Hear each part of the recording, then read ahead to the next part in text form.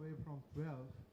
So we'll take this 10-15 minutes to chat with Amartya. If any of you would have any thoughts to share or questions to ask, so he is here.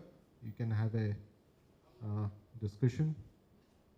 And actually, we have not shown the meme that I said, the 15-minute short film. Maybe we'll quickly do that after the question and answer session.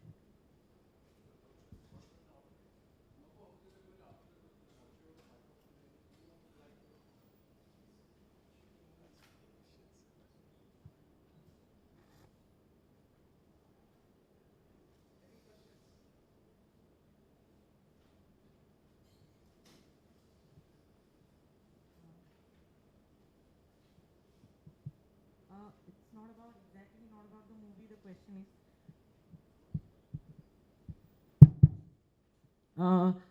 my question is not exactly about the movie, but in the movie, the narration constantly says that I'm still waiting for the days of menopause.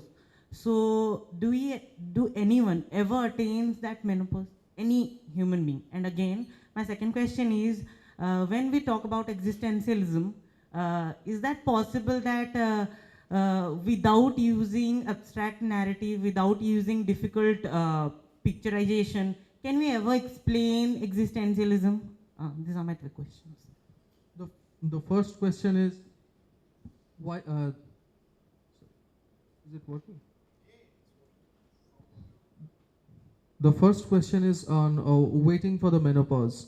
Well, here if you see the menarche and menopause, they are like metaphors used to suggest the starting of fertility and the end of fertility. And in between, when there are fertile times, one must be creative. That creative impulse is something that resides between a menarche and a menopause, which is just a kind of a juxtaposition of with biological cycle. So I'm still waiting for the menopause doesn't mean I'm eagerly waiting for it. It means I have not yet completed my creativity. So it is a phase of creativity, and one can, I mean, that's the implication of it, that existence is somewhere between a menarche and a menopause, where it's a fertile soil for productivity and creativity in a psychological sense. And to your next question, can existentialism be shown in a very simple narrative, which is very tangible, accessible? Well, all these are getting done. I mean, there are great filmmakers who are anyway doing all of that. But I find that radical experimentation with cinematic form has not been done. Everyone traces the physicality of events and characters. I thought I would rather trace the mind.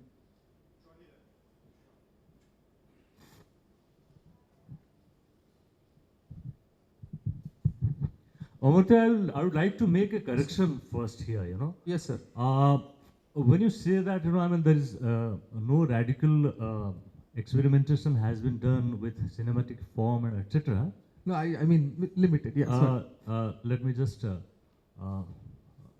so I'm sure, I mean, perhaps, I expect that you mean it in a very limited sense. That is, only as far as Odia cinema goes, because from what I see here, I mean, this kind of experimentation has been done, and the whole of cinema history actually is saturated with this kind of experiments, and which is the reason why this whatever experimentation that you have done in your film here is actually very dated. Formally it is very dated, because I mean, we have seen so much of such experimentations that over the history of cinema, people are actually returning to the straightness and simplicity of narrative, even. So, in fact, here I would like to. So, in that sense, I mean, that correction has to be there. Otherwise, it sounds a little presumptuous, So, I'm sure you don't want to mean to be presumptuous. And another point, in fact, I would make another point here.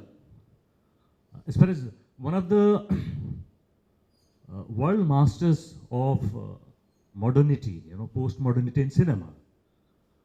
One of the greatest films that I have seen, has been made by him. And that film actually, won the top prize in the Cannes Film Festival. And it is a straight narrative. This filmmaker, this film that he has made, it is a straight narrative. By this filmmaker, who is supposed to be a master of postmodernity. And I haven't, in fact, seen a straighter narrative. It's so straight. And the film's name is Paris, Texas. The filmmaker, of course, is Wim Wenders. So in that sense, this I said in addition to the point just to illustrate the point I was trying to make. And so that having made that correction, I would say that it's a very inspiring film in the sense that the kind of richness that you have achieved, with the meager means that you might have had, is very inspiring for young filmmakers. So in that sense, I must congratulate you, because with our limited means, if you are able to make this kind of visually rich film, then it's very inspiring. Thank you. Thank you, sir. So regarding the correction, yeah, I completely agree with you. It might have been made, but I am very cinema illiterate in that sense, because I have not been exposed to a lot of cinema. I have grown up watching the televisions and Dilwale Dulhaniya Le Jayenge and Kuch Kuch Hota Hai. Exactly. Those were the films I have seen. And the other was Ray, because every Bengali is forced to see Ray, because that is the way my grandmothers, my parents, everyone would see Ray. That is the only limited cinema exposure that I had prior to making such films. So that is, and even today I have not watched a lot of film. I have watched some of Godard, Tarkovsky and Buñuel, but I have not really explored as much as one would like to. So that is my which is the reason why it will be better, Amartya, if you don't make such statements, because it sounds a little kind of it sounds when you make such statements, claims in public, it sounds a little presumptuous. Agree. Yes, so I have a few observations to make. First of all, you took great troubles to make the film, and it shows. And as Chanida rightly said, with the meager means at your disposal, to put up such an effort, it's commendable, absolutely. And I'm sure there are a lot of young filmmakers here, students who would actually find inspiration in that. Having said that, there are a few observations one would want to make. One is that this is the first time I saw a physics professor who has a Satyajit Ray photograph at the back, has a horoscope book in the front, and he seems to be the most outstanding analyst of handwriting that I have seen. But seriously, but I believe that was a joke. I don't know, possibly that was a joke. But that was very interesting, the idea of the professor. And I explained it in one scene that you are so attracted, you are a man of science. I see some books on... That's precisely. So the explanation, my next point is precisely that. Your explanation made it kind of serious where it should have been a joke, actually.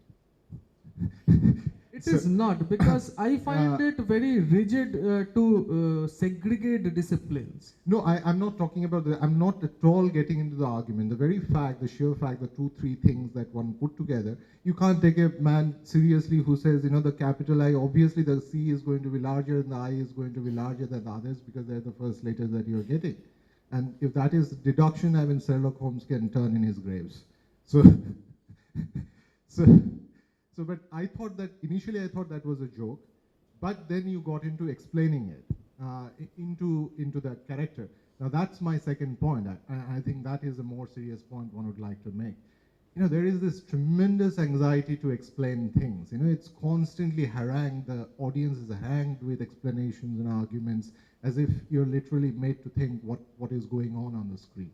To me, experimental cinema at its best is when cinema does not have to rely on an argument or on an explicitly stated, like putting it across on the platter, And so that I thought is, that there is this tremendous anxiety, continuous anxiety to explain and put it forth as if, what I'm trying to do is something that will be lost.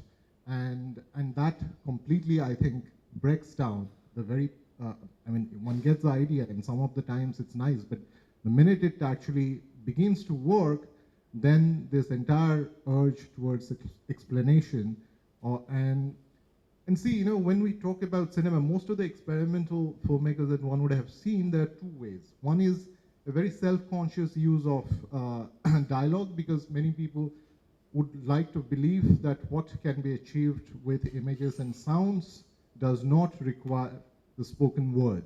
And that is when, if a spoken word is used, then it is used in a certain relation to the image and the sound, which does not dominate it, rather puts it in a very critical relationship with the image and sound. Now here there is this constant strain, in terms of the spoken word, and if it could have been made into a more self-reflective, and the spoken word is actually put in a tangent, ironical fashion, maybe it would still work. But to make that into a serious thing, and then, rely on your images and sounds to speak, actually you don't need to do that, right? So that I believe, as long as when we talk about cinema, primarily if it is a medium of, this is my understanding, you may beg to differ, but if it is primarily a medium of images and sounds, then the first thing should be, it should be able to say whatever it has to say with that, rather than the spoken word. And if the spoken word is going to be used, then that is always going to remain secondary. So that's one point. But let me just try to kind of not justify. I completely agree with this criticism, and this has been a common criticism everywhere. In most of the festivals where Capital has been screened, they said that it's over-emphasizing on dialogues and trying to explain everything. But it comes from a sense of insecurity that people will not understand, and even after explaining, people don't understand. Seriously, when we attempt to make an experimental thing, I'm going to really take into factorize whether my audience is going to understand it or not. Then I'm not really an experimental filmmaker. I'm not making an experimental cinema. I agree, but I want to make more than one. That is also there. Sure, then we are not making experimental cinema. We are just making films. You either take it out, take it out in terms of, I really need to make this, this is my film, and then it no longer also becomes an independent thought or an independent idea to carry forth. There is also a newness in this redundancy. You put in a lot of words along with audio-visual, because people either rely on words or on audio-visual. I punch in everything together. Precisely. It's a khichdi. I don't mind that, but as long as it is interesting. But if it is not interesting, it's actually taking away from what your visuals or sound effects. So Kishuloy has given some very interesting sound designs. But when it basically takes it away from that, then you feel bad for the filmmaker and his film. Why would he do that? So that is one. And the second thing is, and some of the means, like cinema as every medium poses certain technical challenges. Painting has its own technical challenges in terms of color and form and texture, and so has dance and theater in terms of space and movement. Cinema poses certain technical challenges which have to be addressed in cinematic terms. So I do not understand, some of the solutions you have found would actually, personally, having seen some of the other things that you have done and the earlier work, the solutions that have been found to this film and the technical solutions are quite actually, it's a little low actually, in terms of, I would expect much more in that sense. For instance, I can't, put this white placard, let's say, I want to use the written word and read it out. And, the font that I am using, and maybe it's an ironical statement, to a conscious choice to use that kind of font and the grammatical signs, and put the placard. But that is not possibly the most cinematic. To me, at least, it's not a very cinematic thing to actually do, in the sense, in the flow of the idea that you're carrying on. I don't know how that choice would have been arrived at, but that is not the most interesting cinematic choice that one would like to see. Maybe you can find much more interesting way of putting it without really going to too much of expense. And but anyway, these are small observations, but thank you so much. I just have a question. When was this film made? I made this in 2013.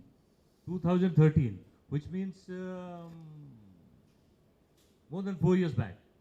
Yes. And Yes. it must have been conceived even earlier. No, maybe end of 2012. I wrote Okay. it. Yeah. So it's about say 5 years, and since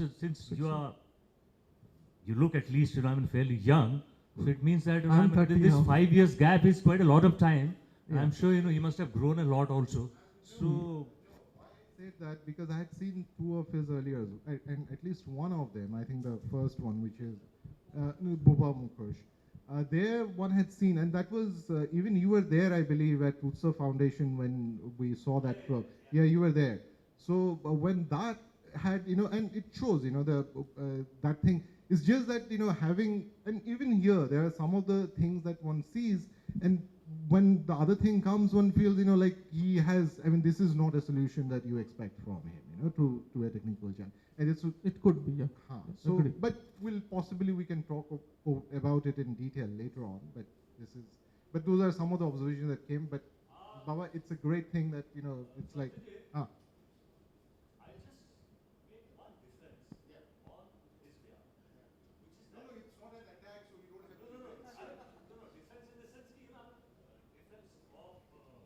or a counter observation, which is that merely being wordy cannot be a problem or cannot be an objection. Because some of the greatest films that have been made in world cinema are some of the wordiest films. I agree. Eric Romer is one good exactly. example. Ritik Ghatak's Jukti Torko Exactly. is Yeah. another classic example of films being So- very wordy. But I'm saying, that has I'll just finish. So in that sense, when one is saying this film is too wordy, the criticism is actually that I'm too badly wordy. You understand? So in that sense, all saying too wordy or too badly. I'm just saying the way the words are used, that does not go with the basic conception of the film, where it actually attempts to, in terms of experimental cinema, to rely on its sounds and images to speak. And when then the words in which case, I would make that observation. This film is a little too badly wordy, So in that sense, being wordy itself is not the No, I objection. didn't. So I hope I clarified my point. Yeah, yeah, And yeah. what I was trying to say, the basic conception of it actually defeats in that sense. That's what I found, the way the words were used. Yeah, actually it comes spontaneously. I have, one of my very short films I had an opportunity to show it to Buddhadev Dasgupta. He said exactly the same things. He said that the visuals are very good and everything is good, even the dialogues are very good, but it's overburdening. What exactly you are trying to say? The dialogue eats up the visual for poetry. instance, until and unless I am taking an ironical stance towards the character or characterization or the portrayal of character, when the dialogue seems like a written dialogue and as if it is being read, and many a times it doesn't have to be. There are patches of dialogue where if you remove it, it doesn't mean anything because, and you are using it, which is the other strange thing. You are also relying on a conventional form of acting or drama acting and which, given the experimental nature of the film, one would expect that it would be a little ironical. It's not, no, you can use the drama thing, but in an ironical way, like showing the artificiality of it, the self. Probably in the next film you'll see that. He's done exactly that in the next film. Okay, thank you so much anyway. But anyway, you are a part of FSB and the film festival.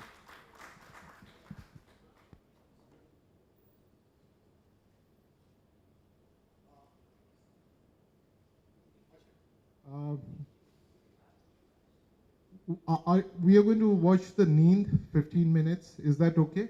The short film? Yeah, okay. And then start the second session after the break. Okay.